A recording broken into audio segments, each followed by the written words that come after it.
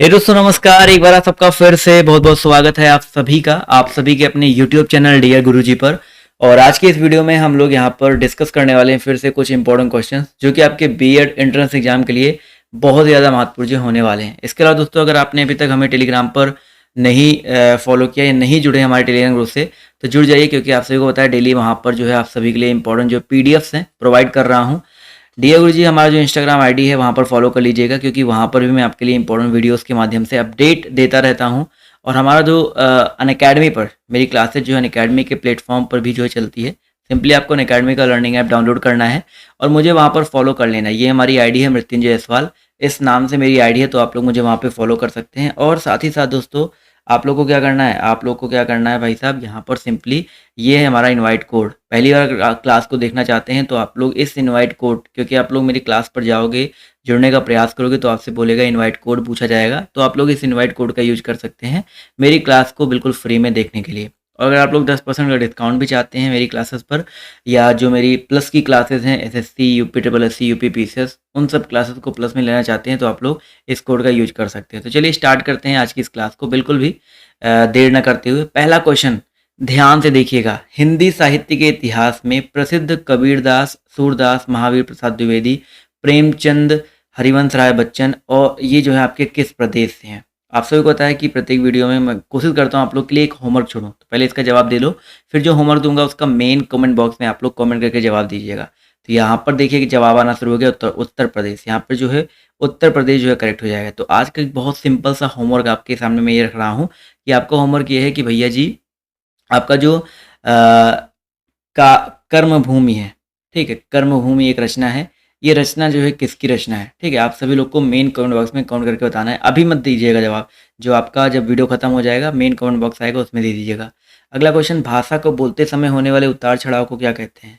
भाषा को बोलते समय होने वाले उतार चढ़ाव को जो है क्या कहा जाता है? जवाब देखिए यहाँ पर धीरे धीरे आना शुरू हो गया है। तो दोस्तों याद रखिएगा, भाषा को बोलते समय होने वाले उतार चढ़ाव को हम लोग क्या कहते हैं? अनुतान। अनुतान भी कह सकते हैं, या कभी कभी इसका कुछ नया नाम भी रखा गया है, स्वर लहर। ठीक है, स्वर का लहर भी इसको बोलते हैं, तो यह चीज याद रखिएगा। अनुतान यहाँ पर जो है बिल्कुल करेक्ट हो जाएगा। अगला क्वेश्चन, रेलगाड़ी एक कैसा शब्द है? देखो भाई, रेलगाड़ी के बारे में बताना है आप सभी को, ये किस प्रकार का शब्द है? अच्छा क्वेश्चन है, अच्छा प्रश्न है। थोड़ा सा प्रयास करेंगे तो आपका जवाब जो यहाँ पर बिल्कुल सही आएगा। चलिए जवाब देखिए धीरे धीरे यहाँ पर आना शुरू हो गया। तो भैया रेलगाड़ी एक प्रकार से संकर शब्द है, क्योंकि रेलगाड़ी में रेल और गाड़ी दो अलग अलग शब्दों के मेल से बना हुआ है। तो रेलगाड़ी आपका एक प्रकार से क्या हो जाएगा? संकर शब्द हो जाएगा। तो जितने लोगों ने यहाँ पर संकर जवाब दिया है वो लोग यहाँ पर जो है बिल्कुल करेक्ट हो जाएंगे। क्लियर है? चलिए, संकर शब्द। अगला क्वेश्चन, वीर रस का स्थायी भाव बताइए क्या होता है? बहुत ही मजेदार क्वेश्चन है। वीर रस का स्थायी भाव आप सभी को बताते हुए चलना है क्या होता है। जवाब सभी लोग देने का प्रयास करेंगे। जवाब देखिए यहाँ पर धीरे धीरे आना शुरू हो गया। तो वीर रस का स्थायी भाव आपका जो है क्या होता है? क्रोध होता है, या भय होता है, या विस्मय होता है, या उत्साह होता है। तो वीर रस में दोस्तों उत्साह होता है। ठीक है, क्रोध रस, तो क्रोध जो आपका रौद्र रस में होता है। ठीक है, भयानक रस में भय होता है। ठीक है, ये चीज याद रखिएगा। तो ऑप्शन नंबर जितने लोगों ने C जवाब दिया है वो लोग यहाँ पर बिल्कुल करेक्ट हो जाएंगे।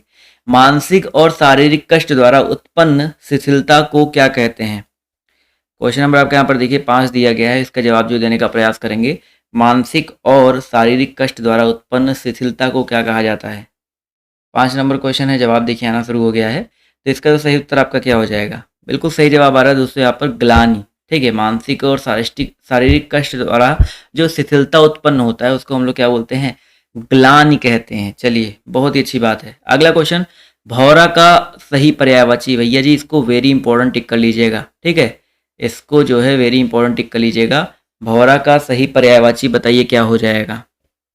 देखिए जवाब यहाँ पर देखिए आना शुरू हो गया। धीरे धीरे काफी लोग के यहाँ पर जवाब जो है बिल्कुल सही आ रहे हैं। तो इस प्रश्न का जो सही उत्तर आपका क्या हो जाएगा? कुंज, भ्रमर, आली या खद्योत। तो दोस्तों यहाँ पर जितने लोग जवाब दे रहे हैं भ्रमर, ठीक है, जितने लोग यहाँ पर भ्रमर जवाब दे रहे हैं ये भौरा का सही पर्यायवाची हो जाएगा।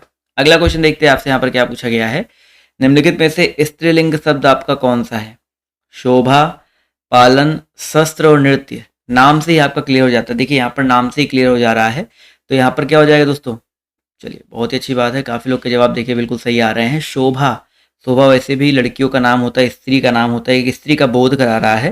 तो जितने लोग यहाँ पर ऑप्शन नंबर A जवाब दे रहे हैं वो लोग यहाँ पर बिल्कुल करेक्ट हो जाएंगे। क्लियर है। अगला क्वेश्चन पूछा गया है यहाँ पर कि जो शब्द क्रिया की विशेषता बताए उसे हम लोग क्या कहते हैं। जो शब्द किसकी विशेषता बताता है भाई, क्रिया की विशेषता बताते हैं, उसे क्या कहा जाता है, क्रिया भेद, प्रतिक्रिया, क्रिया रूप या क्रिया विशेषण। तो भैया क्रिया की अगर विशेषता बता रहा है तो विशेषण ही तो बोलेंगे, तो क्रिया विशेषण जितने लोग जवाब दे रहे हैं ऑप्शन नंबर डी, वो लोग यहाँ पर बिल्कुल करेक्ट हो जाएंगे। अगला क्वेश्चन पूछा गया है, दिए गए विकल्पों में से सही का चयन करें, रिक्त स्थान की पूर्ति करना है। कन्या की डॉट डॉट डॉट के आरोप में उन्हें आजीवन जेल हुई। कन्या की क्या भाई, पगड़ी, बारी, दृष्टि या हत्या, किस चीज के आरोप में भाई, तो भाई आजीवन जेल कब होगा, पगड़ी, बारी या दृष्टि में तो होगा नहीं, कन्या की हत्या के आरोप में। ठीक है, बहुत आसान सा प्रश्न था। तो जितने लोगों ने यहाँ पर जवाब दिया है ऑप्शन नंबर डी, वो लोग यहाँ पर जो है बिल्कुल करेक्ट हो जाएंगे। क्लियर है। अगला क्वेश्चन देखिए आपसे यहाँ पर क्या पूछा गया है, मैं आज तक परीक्षा में सफल ही हुई हूँ। मैं आज तक परीक्षा में सफल ही हुई हूँ, तो यहाँ पर जो तक शब्द है वो किस चीज का बोध कराता है। चलिए जवाब देते हुए चलिएगा भाई, तो निपात का बोध कराता है। ठीक है, तक आपका एक प्रकार से क्या है, निपात ही तो है। तो जितने लोग यहाँ पर निपात जवाब दे रहे हैं ऑप्शन नंबर ए वाला, वो लोग यहाँ पर बिल्कुल करेक्ट हो जाएंगे। चलिए, तक हो गया, ही हो गया, भी हो गया, ये सब आपके निपात का ही बोध कराते हैं। अगला क्वेश्चन, निम्नलिखित में से कौन सा विराम चिन्ह का प्रकार नहीं है। विराम चिन्ह का प्रकार कौन सा नहीं है, आपको ये बताते हुए चलिएगा। चलिए, निर्देशक, लाघव, उपदेशक और विवरण। बहुत आसान सा प्रश्न है, जवाब आप लोग आराम से यहाँ पर दे सकते हैं। तो दोस्तों यहाँ पर बिल्कुल सही बात है, जितने भी लोग यहाँ पर उपदेशक, उपदेशक जैसा जो आपका कोई चिन्ह, विराम चिन्ह नहीं होता है, तो ये चीज याद रखिएगा, ऑप्शन नंबर सी यहाँ पर बिल्कुल करेक्ट हो जाएगा। अगला क्वेश्चन देखते हैं आपसे यहाँ पर क्या पूछा गया है। बहुत आसान सा प्रश्न है, सभी लोग देखिए और जवाब दीजिए। क्या पूछा गया है, जिन संज्ञाओं से एक ही प्रकार की वस्तुओं अथवा व्यक्तियों का बोध होता है।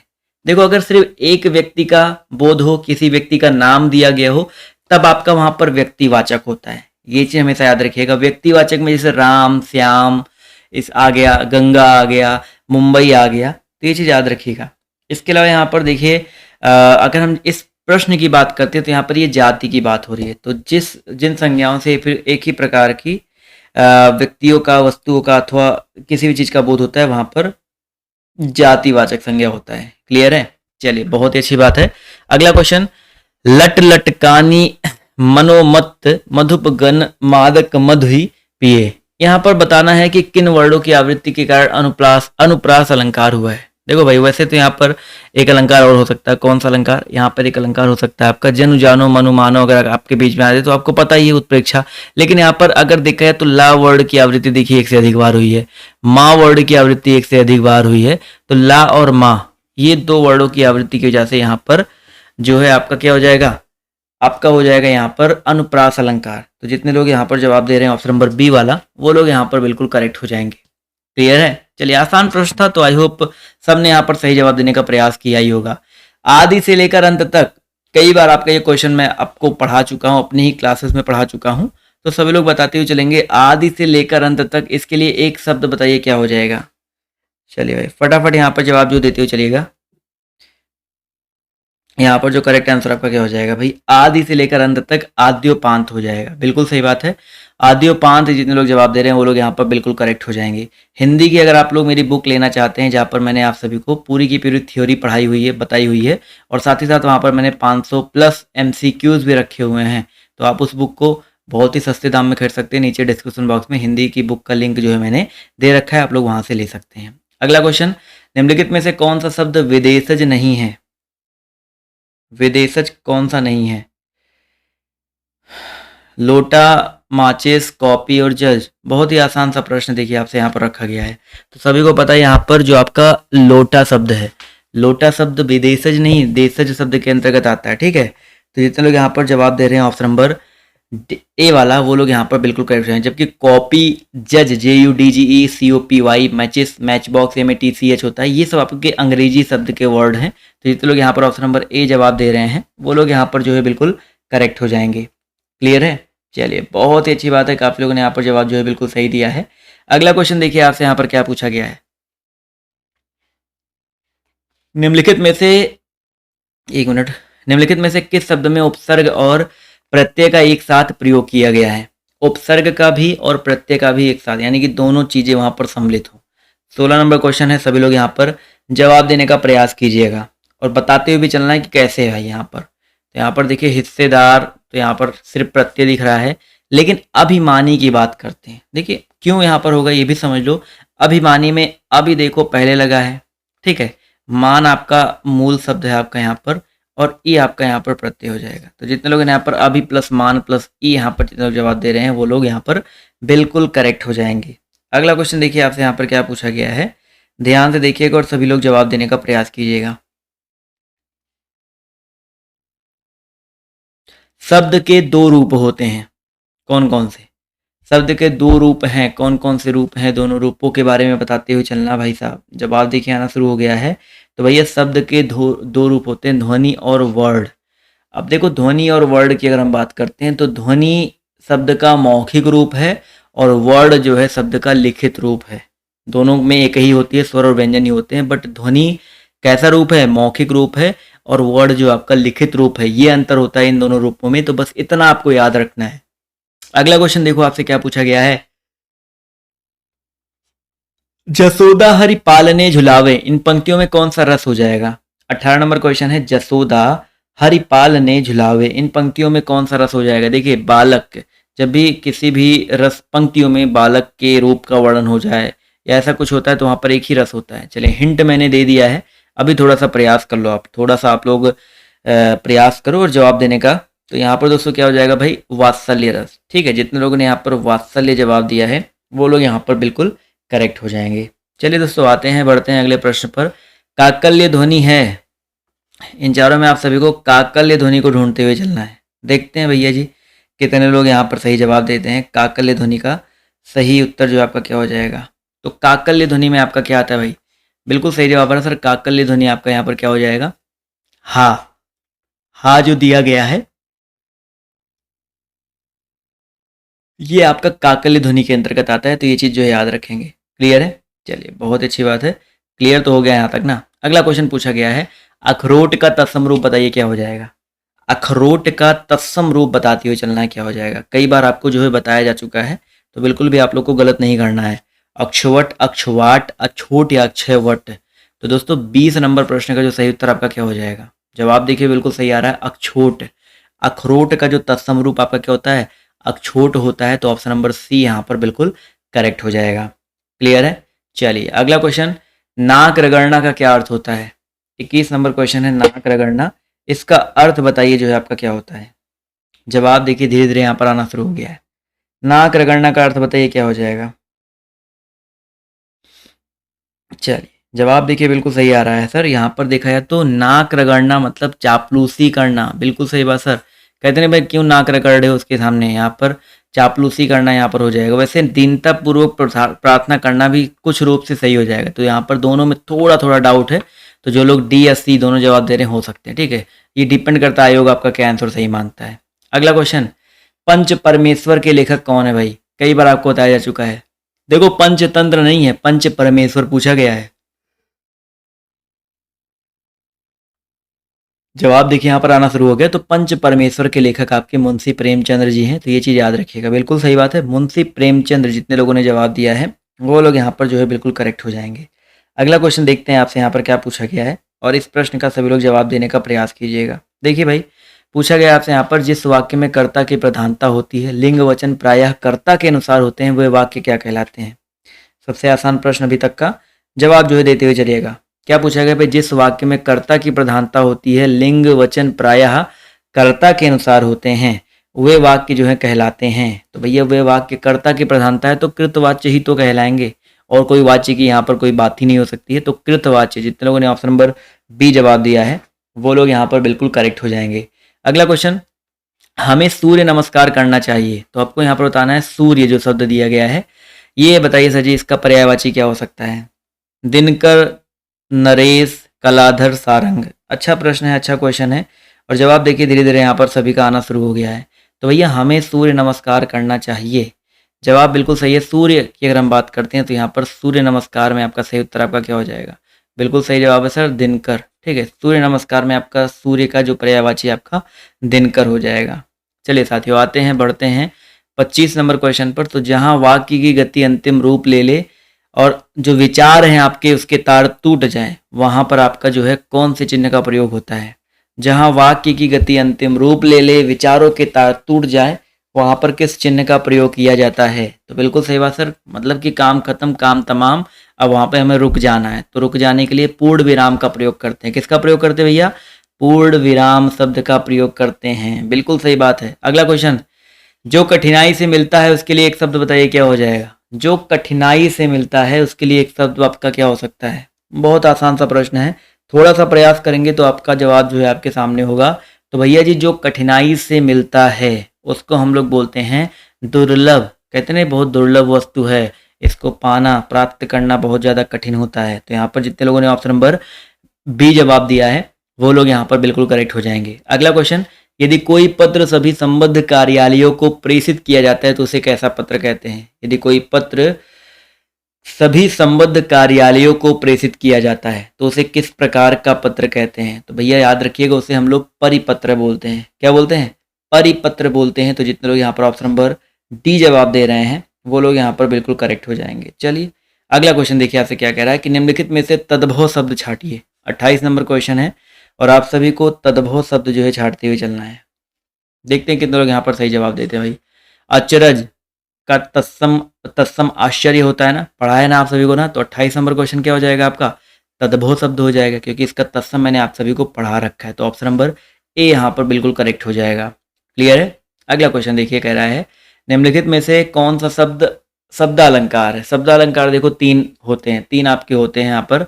जैसे आपका यहाँ पर दिया गया है यमक, यमक हो गया, लेस हो गया, इसके अलावा आपका होता है अनुप्रास। ये 3 जो आपके इंपॉर्टेंट होते हैं, जो आपके पेपर में या आपका सिलेबस में आप कह सकते हैं। तो यहाँ पर ये तीनों याद रखिएगा। अगला क्वेश्चन पूछा गया है, रानी केतकी की कहानी के रचयिता बताइए कौन है? रानी केतकी की कहानी, इसके रचयिता बताइए फटाफट कौन है? वृंदावन लाल वर्मा, किशोरी लाल गोस्वामी, माधव राव सप्रे या आपके इंसाल्लाह खान। तो आप सभी को पहले भी पढ़ाया जा चुका है, मुंशी इंसाल्लाह खान। ठीक है, यहाँ पर जितने भी साथी जितने भी दोस्त ऑप्शन नंबर डी जवाब दे रहे हैं मुंशी इंसाल्लाह खान, वो लोग यहाँ पर जो है बिल्कुल करेक्ट हो जाएंगे। क्लियर है? चलिए साथियों, आते हैं बढ़ते हैं अगले प्रश्न पर। तो आपसे यहाँ पर क्या पूछा गया है? बाजारूपन, आप सभी को बताते हुए चलना है। इसका संधि विच्छेद बताइए क्या हो जाएगा? बाजारूपन जो शब्द दिया गया, इसका संधि विच्छेद आपका क्या हो सकता है? चलिए 31 नंबर क्वेश्चन है, सभी साथी यहाँ पर जवाब जो देने का प्रयास करेंगे। तो भैया याद रखिएगा, बाजार प्लस ऊ प्लस पन, ये मिलके आपका बनता है बाजारूपन। तो ऑप्शन नंबर ए यहाँ पर बिल्कुल करेक्ट हो जाएगा। चलिए साथियों, अगला क्वेश्चन, निम्नलिखित मुहावरे का अर्थ क्या हो जाएगा? खाना ना पचना, इस मुहावरे का अर्थ फटाफट बताते हुए चलेंगे। खाना ना पचना, इस मुहावरे का अर्थ बताइए क्या हो सकता है? जवाब धीरे धीरे यहाँ पर जो लोग जुड़ रहे हैं और थोड़ा लेट जुड़ रहे हैं, टाइमिंग याद रखिए। खाना ना पचना, इस मुहावरे का अर्थ क्या हो जाएगा भाई? इस मुहावरे का सही उत्तर आपका हो जाएगा चैन न पड़ना। भाई मुहावरा पूछा गया तो कब्ज या पेट खराब होने पे मत जाओ, चैन न पड़ना। भाई कहते हैं ना, कोई मेरा खाना नहीं पच रहा है, चैन नहीं पड़ रहा है। तो ऑप्शन नंबर जितने लोग सी जवाब दिए हैं वो लोग यहाँ पर बिल्कुल करेक्ट हो जाएंगे। अगला क्वेश्चन, छा वर्ड किसके योग से बना है? कई बार आपको, कितनी बार आपको बताया जा चुका है, छा वर्ड जो है किसके योग से बना हुआ है? तो आधा का और सा। ठीक है, यहाँ पर जितने लोग ऑप्शन नंबर ए जवाब दे रहे हैं वो लोग यहाँ पर जो है बिल्कुल करेक्ट हो जाएंगे। और इसके बाद वाली क्लास जो चलेगी उसको भी ज्वाइन करना बिल्कुल मत भूलिएगा। ठीक है, नहीं तो ऐसा हो कि अगली क्लास देखना ही भूल जाओ। लंबोदर में कौन सा समास पाया जाता है? लंबोदर, लंबा है उधर जिसका, देखो भैया जी, लंबा है उधर जिसका, उसको बोलते हैं क्या? लंबोदर बोलते हैं। तो लंबोदर में कौन सा समास हो जाएगा? तो भैया याद रखिएगा बहुब्री समास। बहुब्री समास क्या होता है? जहाँ पर कोई भी पद प्रधान नहीं होता है, दोनों पद मिलकर के किसी तीसरे पद की ओर संकेत करते हैं, वहां पर क्या होता है दोस्तों? आपका बहुब्री समास हुए। लंबोदर, दशानन, दशयानन, जिसके रावण की बात हो रही है। ठीक है, महादेव। अगला क्वेश्चन, मलिक मोहम्मद जायसी जी ने पद्मावत की रचना जो है किस लैंग्वेज में की है? कई बार आपको बताया जा चुका है, मलिक मोहम्मद जायसी जी ने किसकी रचना भाई? पद्मावत की जो रचना है वो किस लैंग्वेज में, किस भाषा में की थी? अवधी, छत्तीसगढ़ी, मैथिली या मगधी? 35 नंबर क्वेश्चन है, इसका जवाब जो देने का प्रयास करेंगे। तो भैया जी याद रखिएगा, मलिक मोहम्मद जायसी जी ने पद्मावत महाकाव्य की रचना जो है किस में किया है? 35 का जो सही उत्तर आपका क्या हो जाएगा? बिल्कुल सही जवाब आ रहा सर, यहाँ पर अवधी लैंग्वेज में किया है। किसका किया भाई? किस में? अवधी में किया है। तो ऑप्शन नंबर ए जितने भी लोग जवाब दे रहे हैं वो लोग यहाँ पर बिल्कुल करेक्ट हो जाएंगे। अगला क्वेश्चन, हरिगीतिका छंद में यति कितनी मात्राओं पर होती है? हरिगीतिका छंद में जो यति होता है वो कितनी मात्राओं पर होता है? तो हरिगीतिका की बात हो रही भाई। 41 नंबर क्वेश्चन है, थोड़ा सा प्रयास करो, जवाब आपका सामने होगा। तो हरिगीतिका छंद में टोटल आपके 28 होते हैं, मात्राएं होती है ना, और वहाँ पर जो यति होता है आपका 16 और 12 पर, पहले 16 फिर 12 फिर 16 फिर 12, ऐसे याद रखिएगा। 16 और 12 मात्राओं पर आपका जो है यति होता है।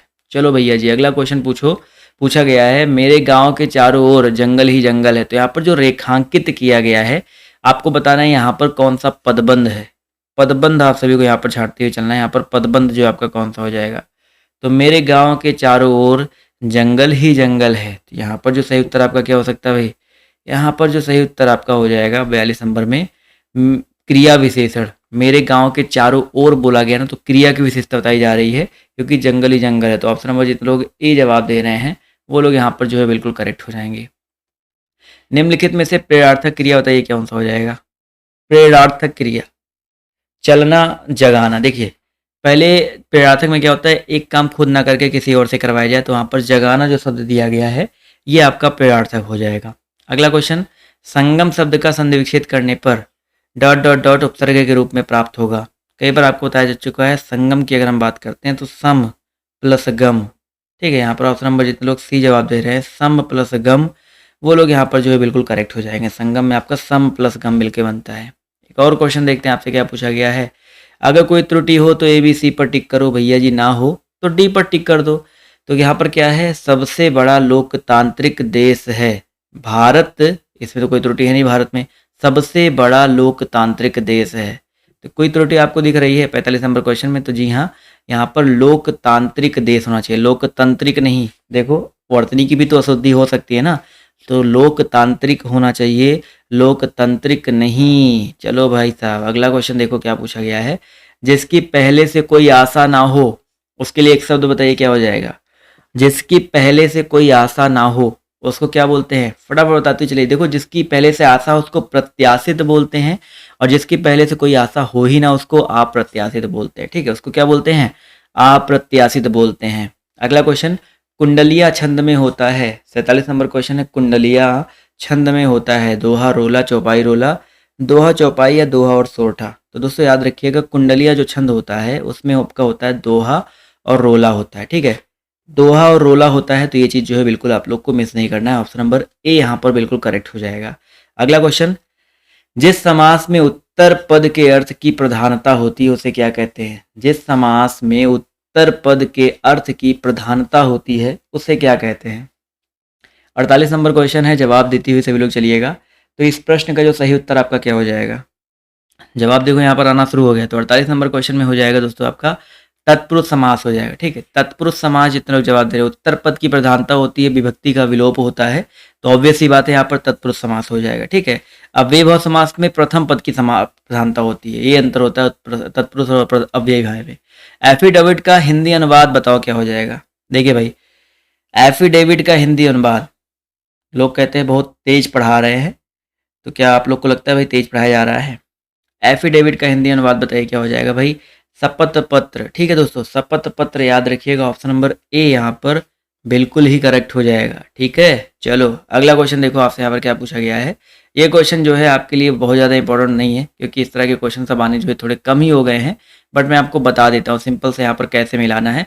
दूरदर्शन पर प्रदर्शित धारावाहिक, यहाँ पर इसको सही मिलान करेंगे तो प्रदर्शित धारावाहिक पहले रामायण और अब महाभारत इतने लोकप्रिय हो रहे